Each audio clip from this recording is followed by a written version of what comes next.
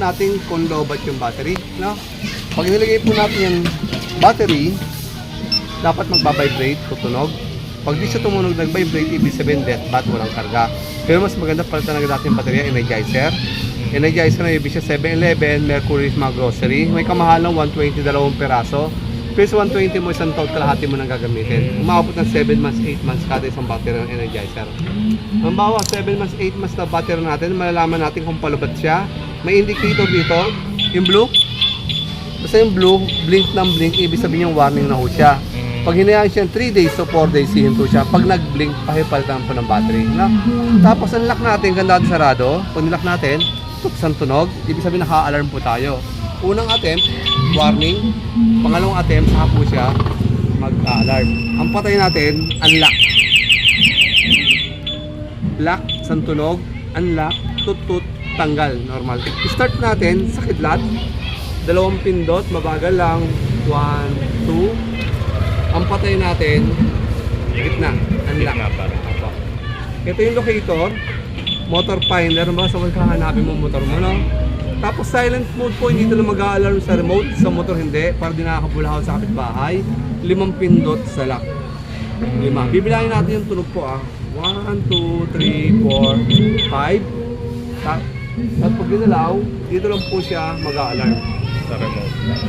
Pero hindi po makapandali kahit anong gawin. Hindi makapandali ng magnanakaw. Akala magnanakaw, sira lang. Kung papaluin nyo yung magnanakaw, huwag nyo pupuruhan para makapalo din yung magnanakaw. Mga kapitbahay, no? Alam ba, gusto mo i-bike na normal na alarm? May tunog ulit. Lock na natin ulit. Pag lock natin. Ayan yung normal natin. Una, warning. Pangalawa, sa po siya, mag-a-alarm. Pwedeng lock agad natin. Nakalak agad siya. Sensitivity, sir. Yung sa pag-ipo, na-adjust. Meron tayong 5 levels. Level 1, madaan tambucho maingay. Malakas-lakas na ulan, mag-a-alarm. Level 1. Level 5, pwede siyang galaw-galawin upuan. Ibig sabihin, mas sensitive si 1, no? Dito na-adjust po, sir. Long lock, unlock, sabay. Long press natin. Kung ilan tunog, yun po yung level niya. 1, 2, 3. Level 3. 1, 2, 3, 4. Level 4.